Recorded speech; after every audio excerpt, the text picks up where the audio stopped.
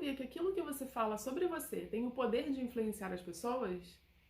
Certamente você já deve ter visto alguma criança falando: ah, eu sou burra, ah, eu sou isso, ah, eu sou aquilo, e a gente correndo vai lá falar: não fala isso sobre você, você não é burra, você não é isso, você não é aquilo. A gente faz isso por um motivo.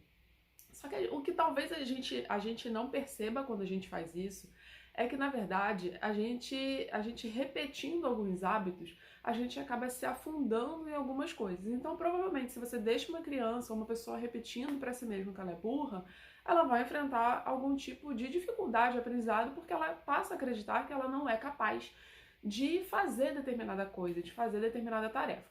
Isso na nossa vida, quando a gente trabalha, por exemplo, com a nossa imagem ou vendendo alguma coisa na internet, nessa era de vendas online, de posicionamento digital, é muito comum não que a gente repita algumas coisas sobre a gente que são negativas, mas a gente deixa muitas vezes de repetir as coisas positivas. Porque em determinado ponto a gente pode até achar que não é tão bacana a gente ficar falando muito bem da gente, nem nada disso. Só que quando a gente conta a nossa história, a gente reforça os nossos aspectos positivos, a gente acaba incutindo na cabeça de quem está nos percebendo do outro lado essa nossa autoridade, os nossos pontos positivos. É claro que é importante a gente demonstrar que é uma pessoa de carne e osso, então a gente tem os nossos defeitos e é interessante dentro de uma estratégia que busca humanizar o seu perfil, você também contar sobre alguns percalços, sobre seus defeitos, se couber na sua estratégia, enfim. Mas é claro, pensando isso dentro de um contexto que seja interessante, que isso sirva para determinado propósito.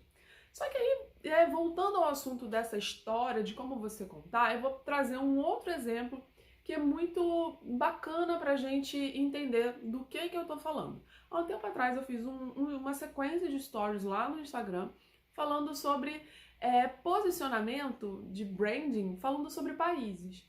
Então, quando você pensa num país, por exemplo, como os Estados Unidos, provavelmente você tem uma série de imagens que você vai buscar lá dentro do seu HD e que você vai lembrar e você vai pensar em talvez heroísmo, você vai pensar, sei lá, em guerras, você vai lembrar da bandeira, você vai lembrar sempre dessas histórias que eles continuamente contam, usando uma máquina chamada cinema, principalmente, para reforçar posicionamentos que eles querem vender para o mundo. Então você pensa, por exemplo, em cidades, em metrópoles ricas, você pensa em negócios, luzes, heróis, e quando você conhece mais a fundo, talvez você acabe percebendo que não tem só esse lado da história. Então, quando você viaja para lá, você vê muitas coisas. Se você buscar rapidinho aqui no YouTube, na internet, você rapidamente vê algumas coisas que acabam destoando um pouco da história que eles contam. Mas o que fica na nossa cabeça é aquilo que é perpetuado. E eles usam o cinema brilhantemente para isso. Quando a gente pensa aqui no Brasil, qual é a ideia que as pessoas, os estrangeiros têm da gente e que muitas vezes a gente também reforça? A gente reforça a questão do malandro, da esperteza, os gringos vão falar das praias, da mulher brasileira, que são o quê? São estereótipos que a gente vai vendendo. Se a gente não assume, o controle sobre isso, a gente não sabe a importância que isso tem e a gente não assume esse controle, muitas vezes a gente deixa que outras pessoas acabem contando a nossa história. E isso vale para um país, mas isso vale para a nossa vida, tá? Então por que eu tô falando disso tudo? Porque quando você for trabalhar o seu posicionamento na internet, é importante que você vá reforçando os pontos de atribuição que você deseja que permaneça na cabeça da sua audiência. Porque o posicionamento, que é aquele espaço que a gente ocupa na mente da nossa audiência, ele é da nossa responsabilidade. Ele não é a sua audiência que vai criar um posicionamento para você. Não, não, não. É você que cria esse posicionamento. E como é que você cria esse posicionamento?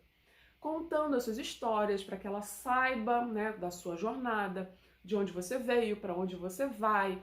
O seu posicionamento tem a ver com a forma como você se apresenta, com a maneira que você fala, com as imagens que você veicula, com os áudios, com tudo isso, com, né, Story é uma ferramenta belíssima para você trabalhar posicionamento, porque ele te deixa, né, muitas ferramentas à disposição.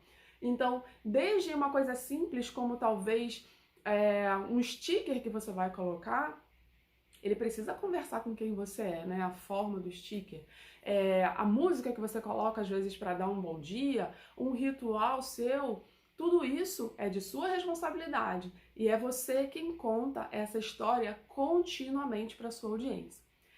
Uma outra coisa que é importante ressaltar é o seguinte: é muito mais fácil você fazer isso aparecendo constantemente em vídeos, né? O feed, as imagens estáticas, elas são uma ferramenta incrível para que você transmita assim conhecimento, e você colocar lá a sua fotinha, ela acaba trazendo, né, um aspecto mais humanizado, sim, porque o nosso cérebro ele é treinado, né, ele nasceu para procurar rostos humanos, então a gente acaba se conectando mais com quando você tem uma foto, e aí o ideal é que seja uma foto sua, porque afinal de contas está no seu perfil, mas você ainda encontra uma distância.